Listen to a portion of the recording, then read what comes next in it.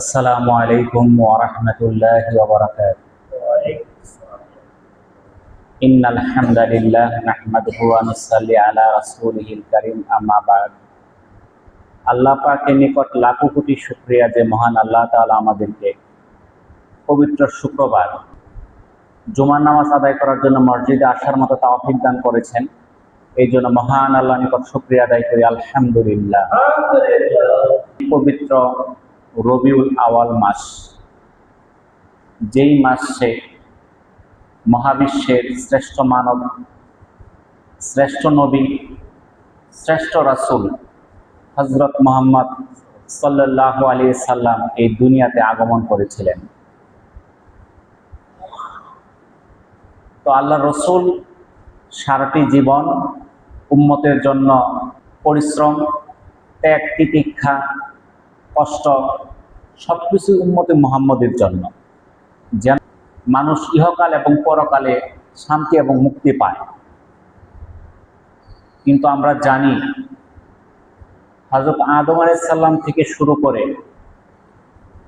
এখন পর্যন্ত না, কিয়ামতের আগ পর্যন্ত শয়তান মানুষকে ওয়াসওয়াসা দিতেই থাকবে। আল্লাহ রসুল আমাদের কাছ থেকে বিদায় নিয়েছেন প্রায় ১৫০০ বছর আগে। শয়তান কিন্তু আমাদের কাছ থেকে বিদায় নেয় নাই। প্রতি মুহূর্তেই শয়তান আমাদের চারপাশে, তারা আমাদেরকে ধোঁকা দেওয়ার জন্য লিপ্ত আছে। শয়তান মানুষকে দেখে, মানুষ কিন্তু শয়তানকে দেখে না। সূরা আরাফের ২৭ নম্বর আয়াতে আল্লাহ তাআলা বলেন, সে নিজে এবং তার দল তোমাদেরকে এমনভাবে দেখে যে তোমরা তাদেরকে দেখতে পাও না।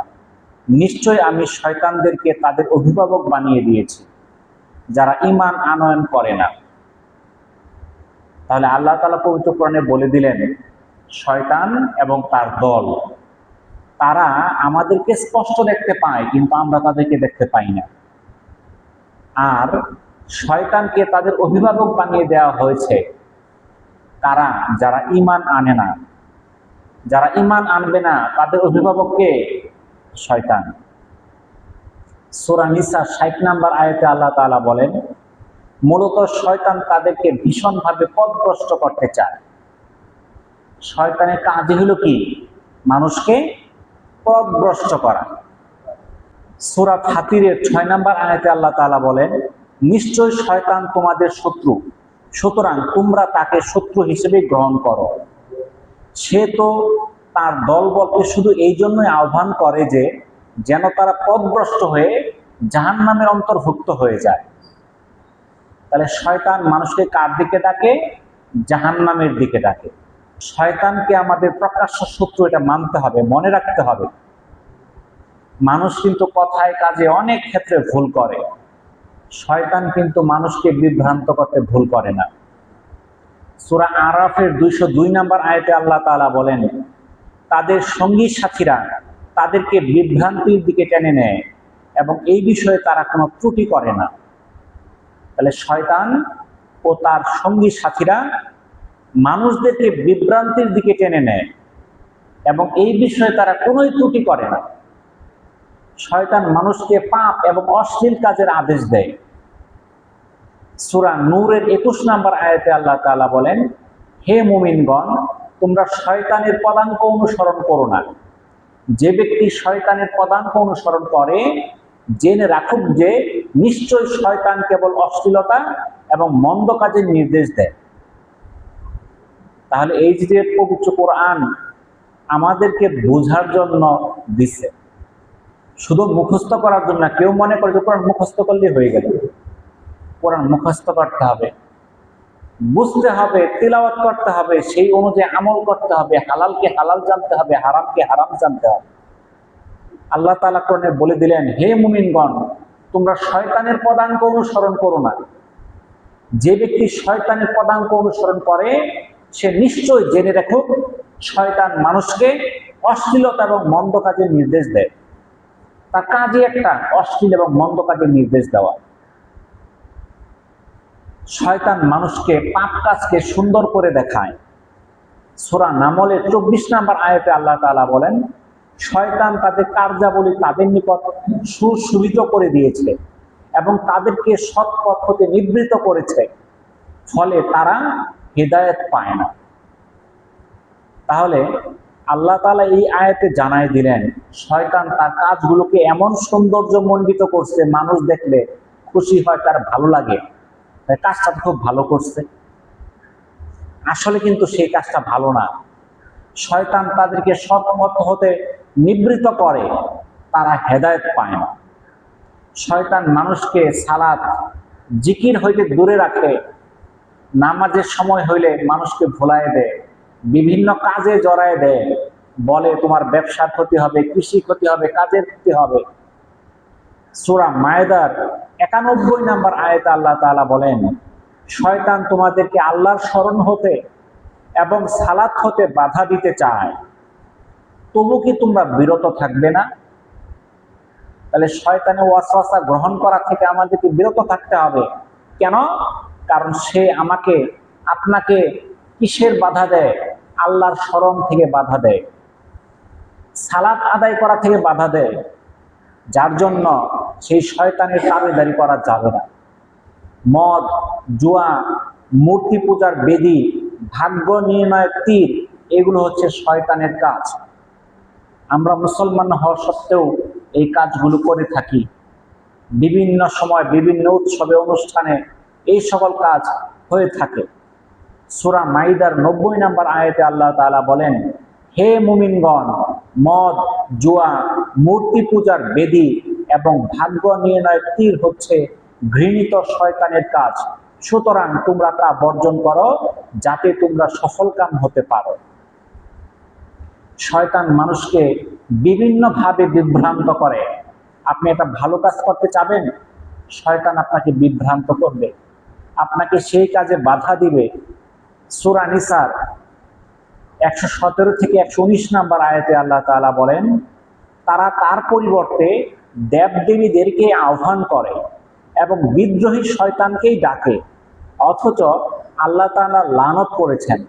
সে বলে, আমি অবশ্যই তোমার বান্দাদের এক নির্দিষ্ট অংশকে আমার অনুসারী করে দেব, আমি তাদেরকে পথভ্রষ্ট করবই, তাদের হৃদয়ে মিথ্যা বাসনা সৃষ্টি করবই, অবশ্যই আমি তাদেরকে নির্দেশ দিব, ফলে তারা চতুষ্পদ জন্তুর কর্ণচ্ছেদ করবে, অবশ্যই তাদেরকে আরো নির্দেশ দেব, ফলে তারা আল্লাহর সৃষ্টি বিকৃত করবে।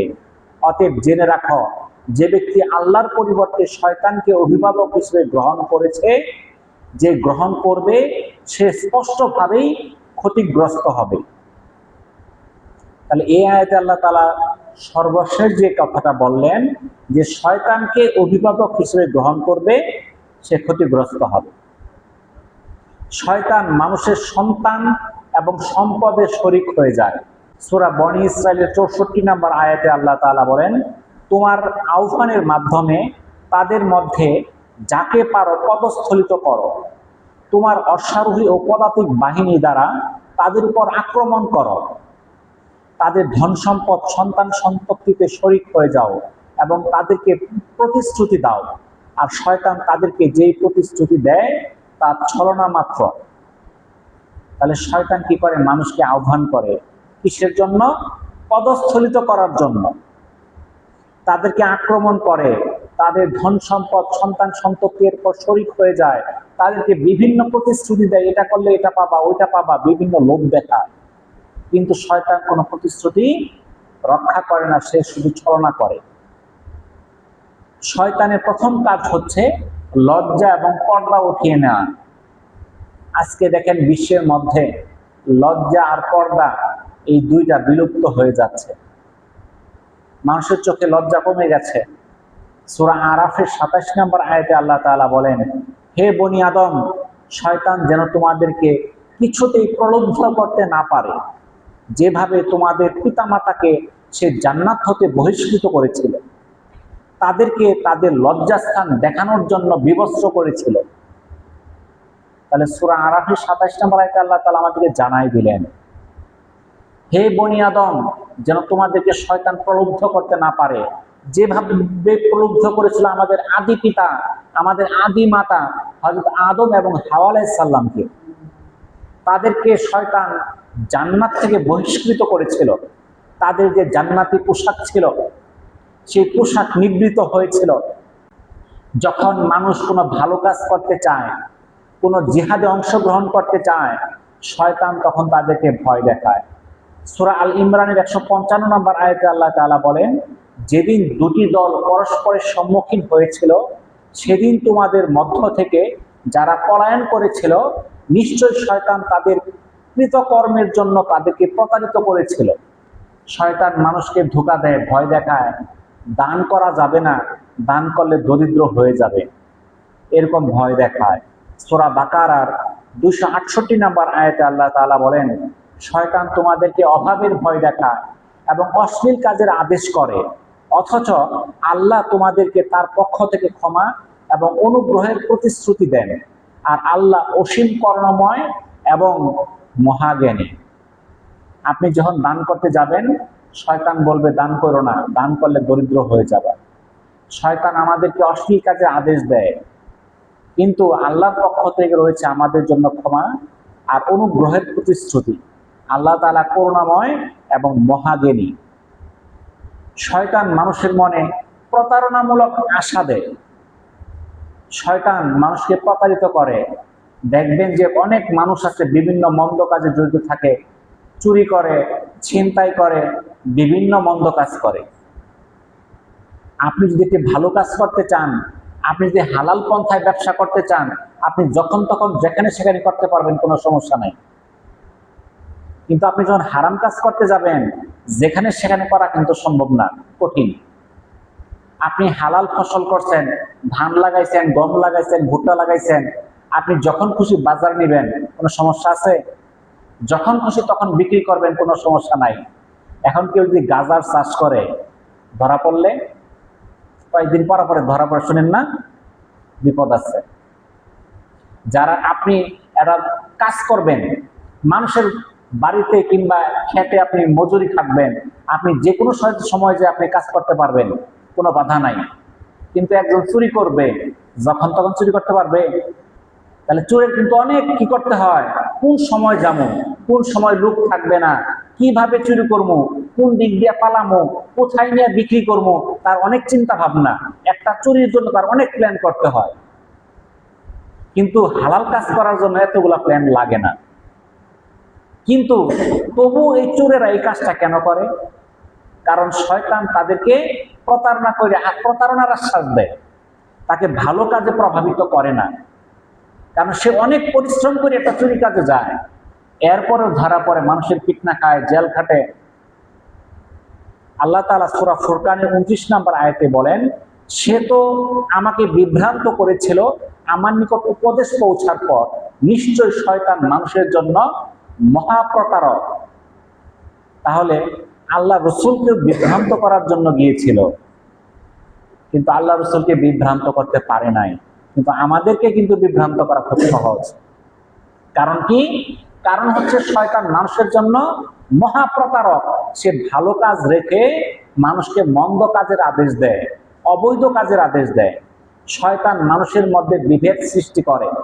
এই যে আমাদের মধ্যে একতা আছে, অহেতুক দুইজনের মধ্যে একটা কারণে বাজাই দিবে, ছোট্টখাট্ট বিষয় নিয়ে বাজাই দিবে, দুইজনের মধ্যে মনোমালিন্য শুরু হয়ে যাবে। এটা কার কাজ? শয়তানের কাজ। সূরা বনী ইসরাইলের 53 নম্বর আয়াতে আল্লাহ তাআলা বলেন, আমার বান্দাদেরকে যা উত্তম তা বলতে বলো, নিশ্চয় শয়তান তাদের মধ্যে বিভেদ সৃষ্টির জন্য উস্কানি দেয়, নিশ্চয় শয়তান মানুষের প্রকাশ্য শত্রু। তাহলে শয়তানের প্ল্যান হলো মানুষের মধ্যে বিভেদ সৃষ্টি করা। দেখেন, শয়তান কিন্তু মুসলমানদেরকে যেভাবে বিভক্ত করছে, দেখেন মুসলমানদের মধ্যে দলের শেষ নাই। হানাফি, আহলে হাদিস, শাফি, মালিকি, তারপরে আরো পীরপন্থী আছে, এরপরে কত রকম দল হিসাব করে আপনি শেষ করতে পারবেন না। শিয়া, সুন্নি, অনেক দল, দলের শেষ নাই। এগুলো কার কাজ? শয়তানের কাজ। আল্লাহ আমাদের জন্য মনোনীত দিন হিসেবে নির্বাচন করছে কোনটা? ইসলাম। আমাদের মনোনীত দিন কি? ইসলাম। শয়তান আমাদেরকে দলে দলে বিভক্ত করছে, বিভক্তের কোনো শেষ নাই। এটাই হলো শয়তানের কাজ। শয়তানের কাজ মানুষকে বিভক্ত করা। যখন আমেরিকা আক্রমণ করে ইরানে যায়, তখন বলে ওরা তো শিয়া, মারুক, সমস্যা নাই। নাকি বলেন? অনেক দেশ আছে ওরা খুশি হয়, এমনকি অনেক মুসলিম দেশ আছে আমেরিকাকে টাকা দেয় যে তোমরা যায় ইরানে যায় হামলা করো। তাহলে মুসলমানদের টাকা দিয়ে মুসলমানদের মারতেছে কিসের জন্য? শয়তান মানুষ মুসলমানদেরকে বিভক্ত করে দিয়েছে। এরকম ভাবে ইরাকে যুদ্ধ হয়েছিল, সেখানে দল ছিল, কুর্দি ছিল, বিভিন্ন দল ছিল, এক দল আরেক দলের বিরুদ্ধে যুদ্ধ করছে। সিরিয়াতে এক দল মুসলমানই, দল মুসলমান, কিন্তু তাদের মধ্যে গোত্র আছে, এক দল আরেক দলের মধ্যে কি যুদ্ধ চলছে। এইভাবে মামাদের মধ্যে দলে দলে বিভক্ত করার কাজ করে কে? শয়তান।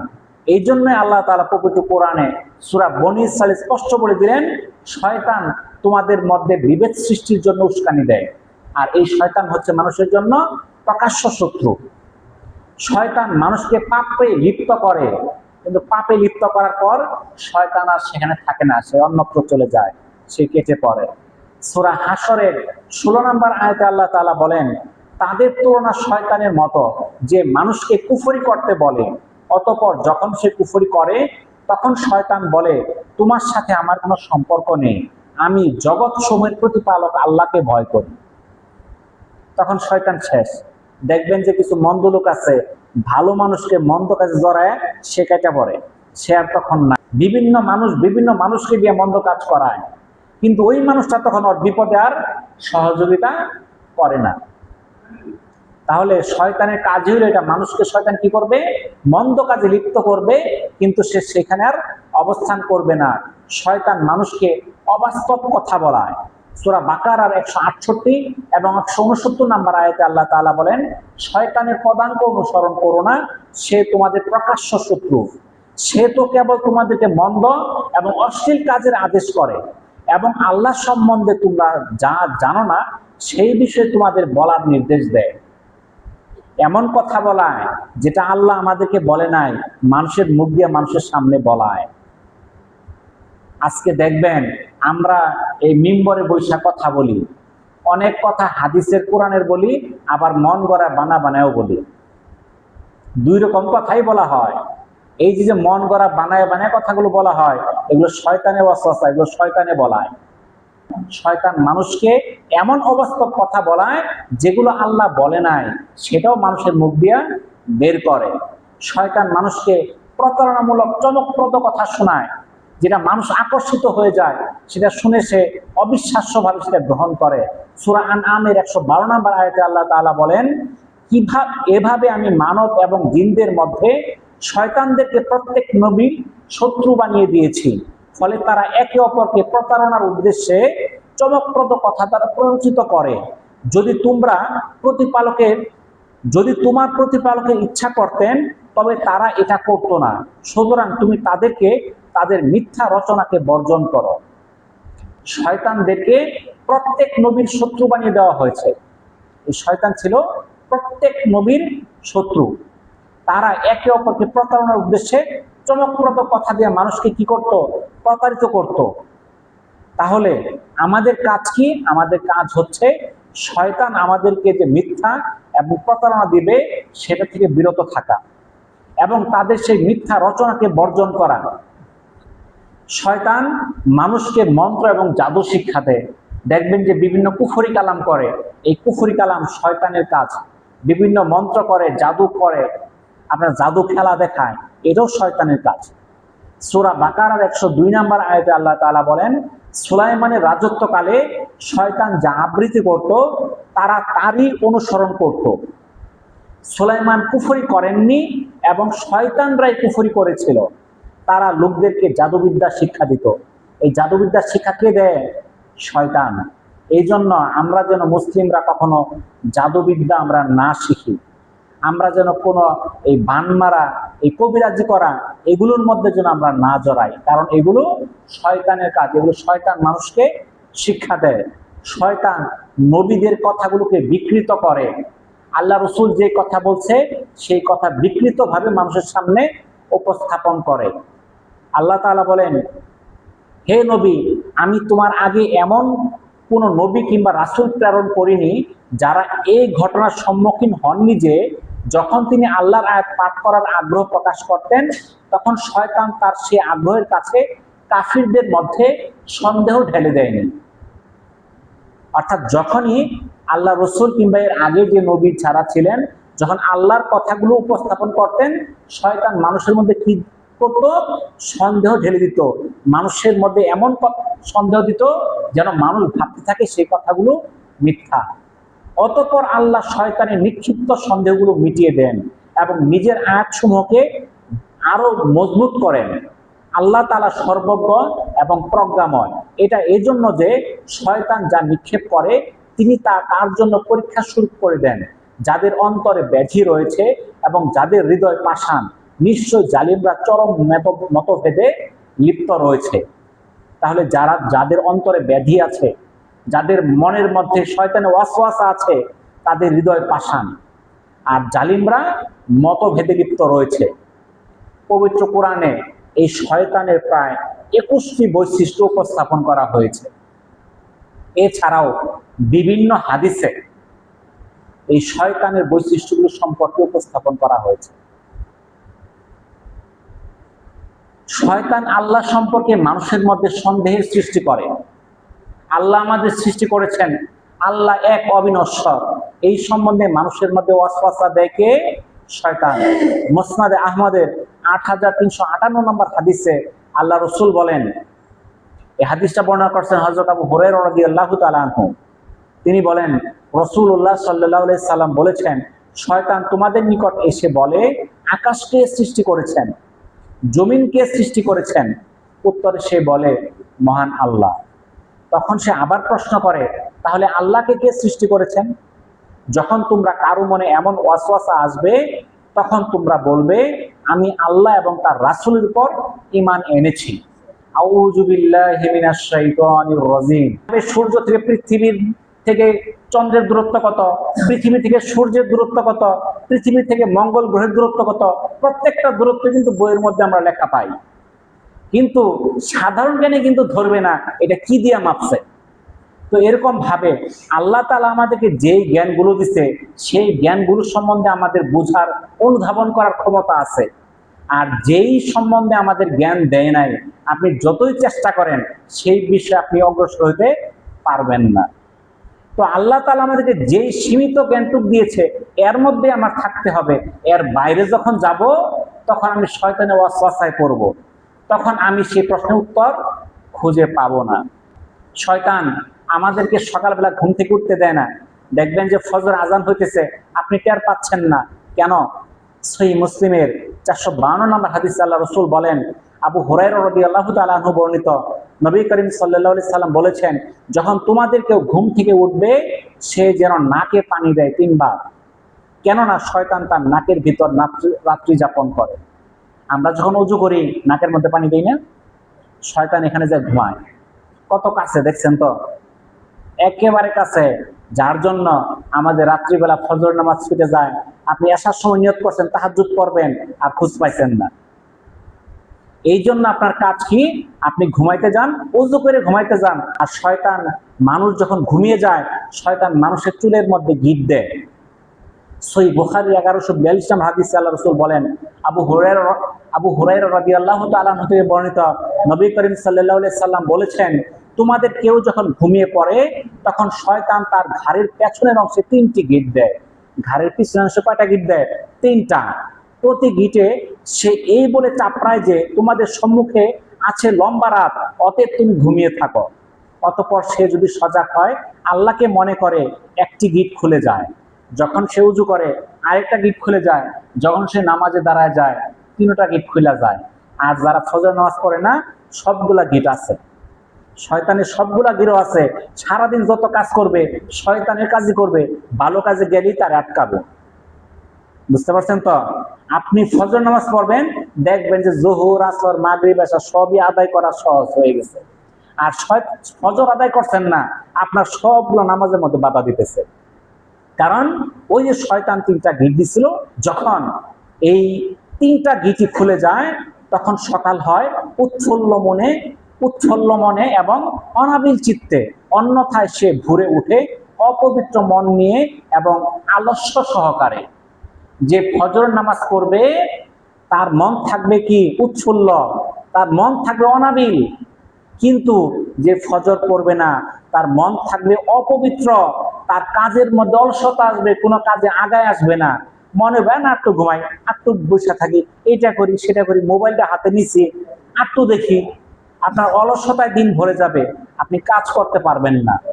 তো যাই হোক, আমি আজকে আলোচনা শুরু করেছিলাম শয়তানের ওয়াসওয়াসা নিয়ে। তো শয়তানের ওয়াসওয়াসা নিয়ে যে আলোচনা, এটা হয়তো 2-3 শুক্রবার লাগবে, কারণ এখানে আমি কোরআনের ম্যাক্সিমাম যে আয়াতগুলো আছে শয়তানের পরিচয় নিয়ে, সেই পরিচয় থেকে কিছু কথা বলেছি। হাদিসের কেবল শুরু করছি।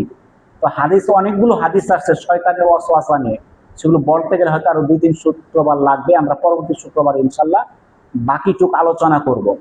আসলে দেখেন, এই যে শয়তান আমাদেরকে ওয়াসওয়াসা দেয়, আমাদেরকে ভালো কাজের বাধা দেয়। মনে করে সামনে অনেক সময় আছে, তোমার কি বয়স হয়েছে, তোমার তো চুলই পাকছে না, দাড়ি পাকছে না, তোমার কি সব সময় হয়েছে বলেন তো দেখি।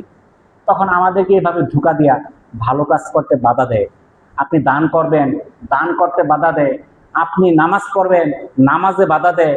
ওই এখন পোলাপান মানুষ, একটু আনন্দ বেড়াও, ঘুরো ফিরো, পরে নামাজ পড়ো, রোজা রাখার বয়স আছে, হজ করবার সময় আছে, কি বয়স হচ্ছে 60-70, আরো মানুষ তো 100 বছর বাঁচে, পরে যাইও, এখন যাওয়ার দরকার কি। এরকম যত রকম ভালো কাজ আসবে, প্রত্যেকটা কাজেই মানুষকে বাধা দেয় কারা? শয়তান। এই গত সোমবার আমি কলেজে যাওয়ার সময় যাইতেছি, এক গাড়ির সামনে হঠাৎ করে কুকুর আইসা বসছে। তো রাস্তা থেকে পড়ে গেলাম, একটা ছোটখাটো অ্যাক্সিডেন্ট আর কি। তো আল্লাহ তাআলা হেফাজত করছে। তো আসলে যে অ্যাক্সিডেন্ট হয়েছিল, এরকম অ্যাক্সিডেন্টে মানুষ মারাও যায়। কারণ আমি যখন গাড়িতে পড়ে গেছি, যদি পিছিয়ে একটা গাড়ি থাকতো আমার উপর উঠে পড়তো। তাহলে একটা মানুষের মৃত্যু কোন সময় হয়ে যায় এটা কিন্তু কেউ বলতে পারে না। এটা কেউ বলতে পারে না যে আমি সুস্থ আছি, আমার বয়স কম, আমি এখনোই মরবো না। এটা বলার কোনো সুযোগ নাই। আমাদের যে অনেক কম বয়সে মানুষ মারা যাচ্ছে। এই জন্য আমরা ওই চিন্তা না করি যে আমার আরো হায়াত আছে, আমি আরো বেঁচে থাকবো।